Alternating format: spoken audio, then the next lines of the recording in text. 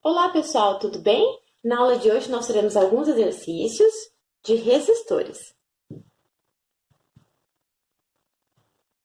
Espero que vocês aproveitem e treinem um pouquinho em casa. Vamos lá! Então, o primeiro exercício que nós vamos analisar é o exercício 1, lá da página 68. Ele vai trabalhar um pouquinho com a ideia de nós. Então, quando a gente tem um nó, né, a gente sabe que a corrente vai se dividir por esse nó. Então, se eu tenho lá um fio e ele tem um nó aqui, que é um ponto de divisão, a corrente que passa por ele vai se dividir, tendo aí, né, seguindo o mesmo sentido de corrente, nesses dois fios que o nó tá se ligando, né? Onde o nó está indicando a divisão da corrente. Então, ele vai pedir aí para a gente analisar qual é o único nó aqui das alternativas onde as correntes são compatíveis. Então, vamos analisar o exercício A. A letra A. Ele fala assim, ó, tá vindo uma corrente de 4 aqui, ela vai se dividir numa corrente de 6. Não tem como ela já se dividir numa corrente maior, né? Então, esse sentido não seria possível.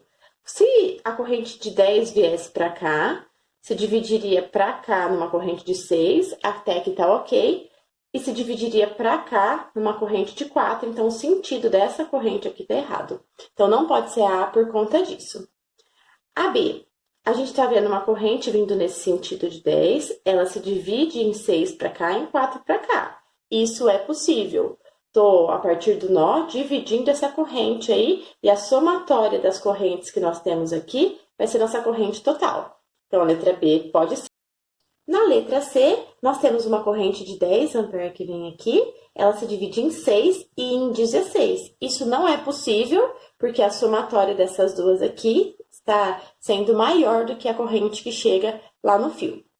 Na letra D, nós temos uma corrente de 16 amperes, que vem para cá, né, nesse sentido, ela se divide em 6, e aqui ela se divide em 10, até aí tá tudo bem, só que o sentido dessa corrente tá errado.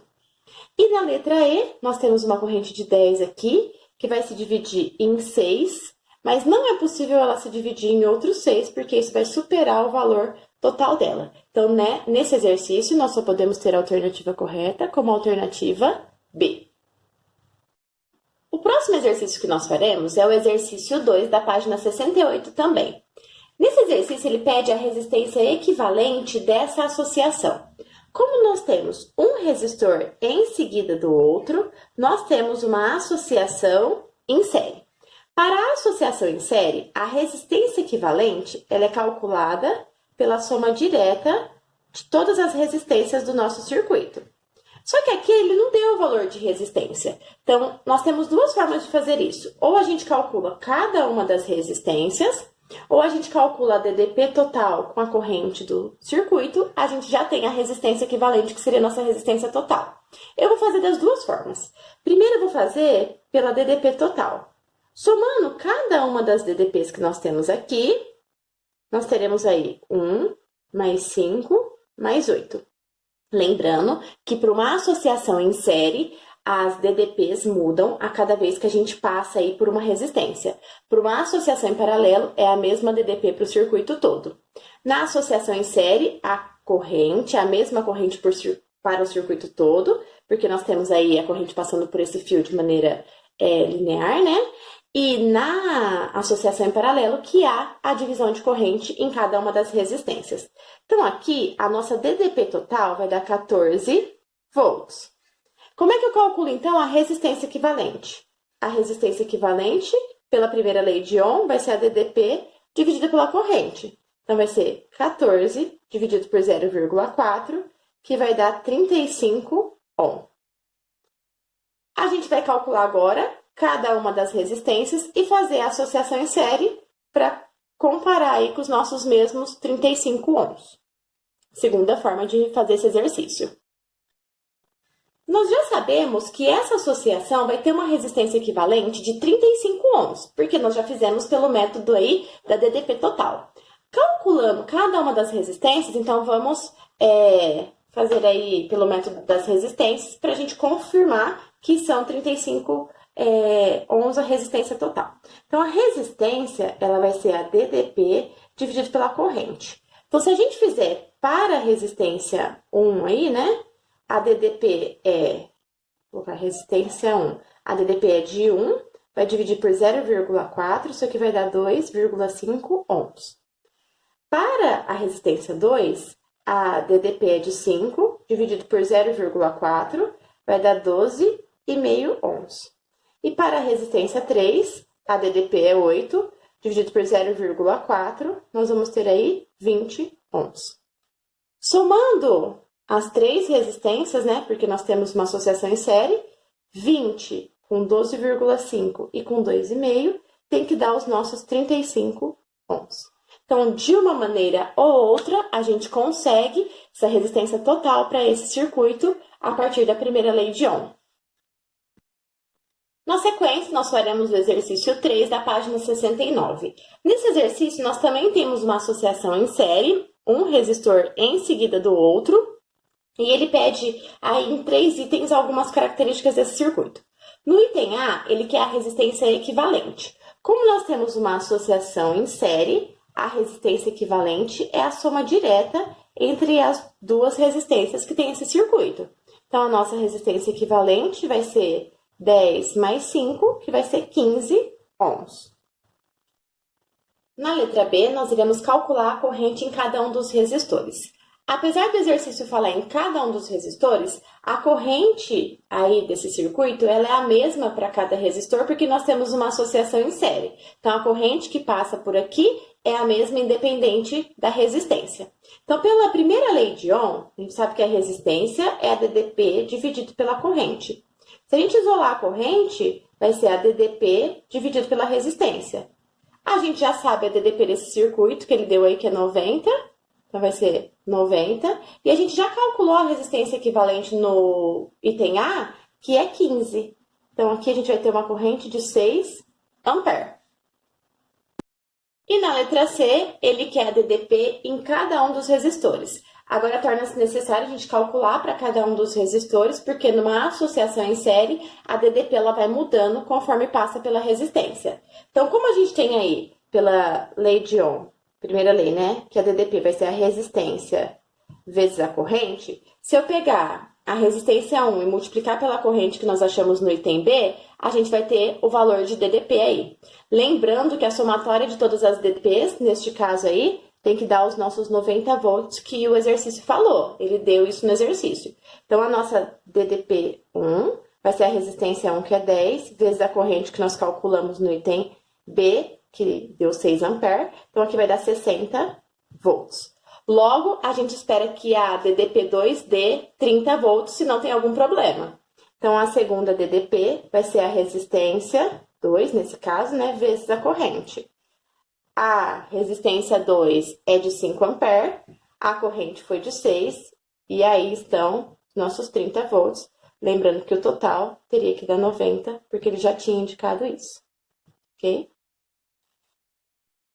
Nós faremos o exercício 19, página 72, do item A. Nesse exercício, nós vamos resolver esse circuito, a resistência equivalente dele, pelo método varal. Então, dá para treinar um pouquinho o método varal. O item B, eu vou deixar para você pensar um pouquinho e eu resolvo na próxima aula. Quando a gente tem um circuito aqui, em um ponto desse circuito, a gente tem um potencial que eu vou chamar de potencial A. Em outro ponto desse circuito, tem o potencial B. Vamos achar aqui no nosso circuito, para o método varal, se há alguma região de outro potencial. Como nessa parte do meu fio aqui não tem resistência, aqui é o mesmo potencial que vem aqui de A. E aqui vai ser o mesmo potencial que vem aqui de B, pelo mesmo motivo, pelo fato de não ter uma resistência aqui. Com isso, a gente tem entre todas as resistências diferenças de potencial entre os pontos A e B. Então, eu não preciso incluir nenhum ponto novo. Eu vou colocar nosso varal aqui. A primeira linha representa o potencial A e a segunda linha é o potencial B. Vou uma resistência de cada vez. Então, vou começar primeiro com essa, ó. Entre A e B tem uma resistência de 20 ohms. Vou a de baixo aqui também. Entre A e B tem mais uma resistência de 20 ohms. Se eu pegar agora essa diagonal entre A e B, tem mais uma resistência de 20.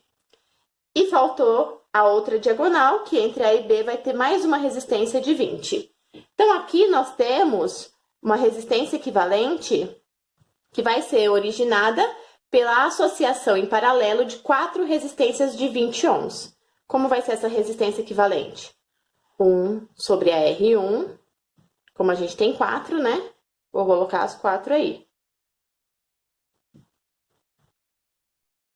Como elas possuem o mesmo valor, vou fazer aqui nesse cantinho, vai ficar 1 sobre 20, mais 1 sobre 20, 1 sobre 20, vai dar 4 sobre 20.